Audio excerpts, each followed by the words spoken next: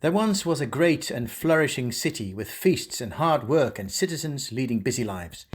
One spring, an old woman came to the city, dressed in hard-worn cloth and strong shoes. She had with her 9 books, which contained all the wisdom and knowledge, all the as yet untold secrets of the world.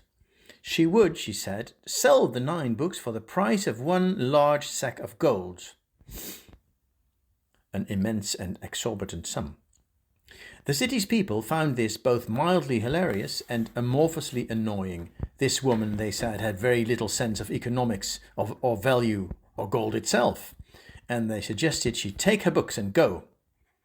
As you wish, she said, but first she would burn 3 of the books. She built a small, neat fire in the square, burnt 3 of the volumes in which all the secrets of the world were contained, and went on her way with the smoke still in the air.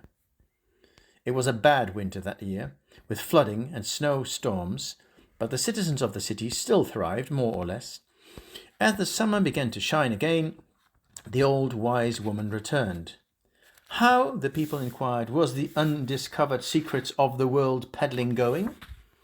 Fine, said the old woman, and she would sell them the 6 remaining books, 2/3 of all the world's wisdom and secrets.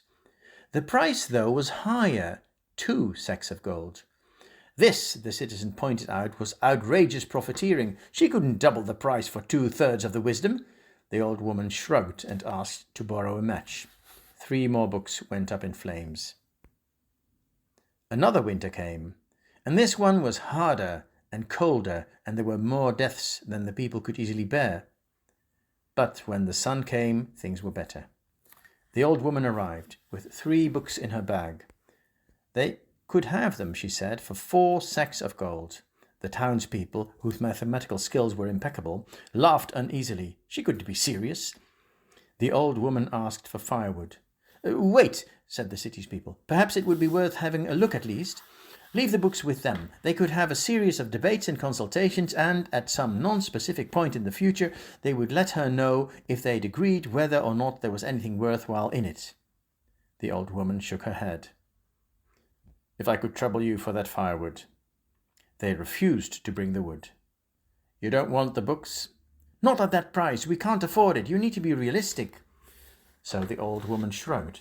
She gathered a heap of dried grass left over from the haymaking, which had been poor that year, thrust 2 books into the centre and set them alight. They burned fast. When she returned the following spring, the single book under her arm, the city's people were waiting for her. We know, they said, 8 sacks of gold. We've got it here. The price, said the old woman, is 16 sacks of gold. But, said the populace, we've planned and costed for 8. 16 is cheap, she said. You're being ridiculous. The old woman looked at them with the full force of her eyebrows, and the wiser among the people shrank back. It is cheap. The book contains gold beyond all gold. It's been a hard year. We're struggling. The old woman, who was collecting kindling at a surprising swift pace, said nothing.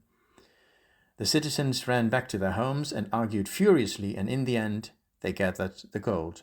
They dragged 16 sacks back to the woman's pile of 6, which she had just topped with the last remaining book. They seized it with hunger and hope and desperation. The old woman nodded, and up loaded the gold sacks onto 2 strong horses and turned to leave the city. It had better, they called to her retreating back, be worth the price. Of course it is, said the old woman. Of course, it's astonishing. She reached the gates of the city. She spoke without turning round. You should have seen what was burned.